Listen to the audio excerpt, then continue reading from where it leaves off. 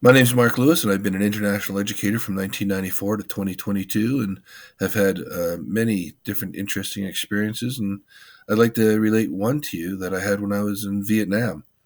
Um, in Vietnam, scooters are the way to get around. And I just love the freedom of being able to get on a scooter and go anywhere around Ho Chi Minh City. I avoided taxis. I didn't, this way I was in control. I could go where I wanted.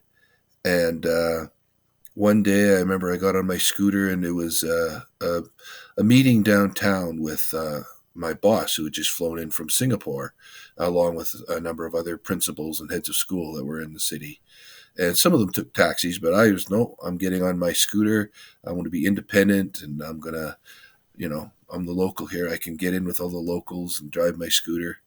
Well, I got about a third of the way there and my scooter just died, just stopped.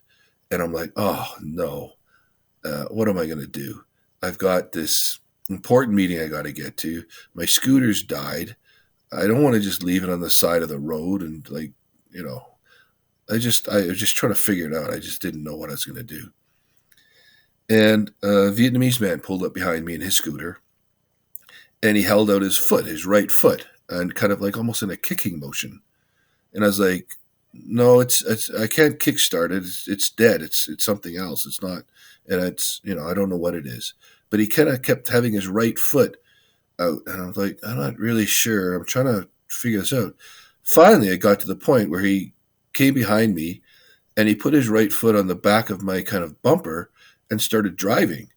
And then I got it. Oh, he's going to put his right foot behind my scooter, and I'm going to put it in neutral, and he's going to push me and wherever I need to go. And I thought, oh, he's saving me. This is fantastic. So then we start driving down the road a little bit, but I realize he has no idea where we're going. And there's some turns I have to make. So I'm like, what are we going to do? Like when we get to the road where I have to turn, and we're going pretty fast. So I started using hand gestures and kind of this. He figured it out. He knew what he was doing. I showed him. He slowed down, and I got the scooter, and we got to the Caravel, which is the hotel that we were having our meeting at. And I happened to just went to the concierge and said, "Can I keep my scooter here? I'll send a mechanic to come fix it the next day." And I offered this man. I said, "Look, here, let me pay you for what." He didn't speak English, but I said, "How much can I give you?" Or I offered some money, and he wouldn't take any.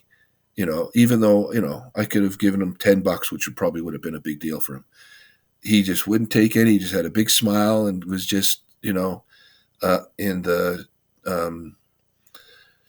international way of looking at each other. Just he said to me, just from his face, just glad to help, and off he went.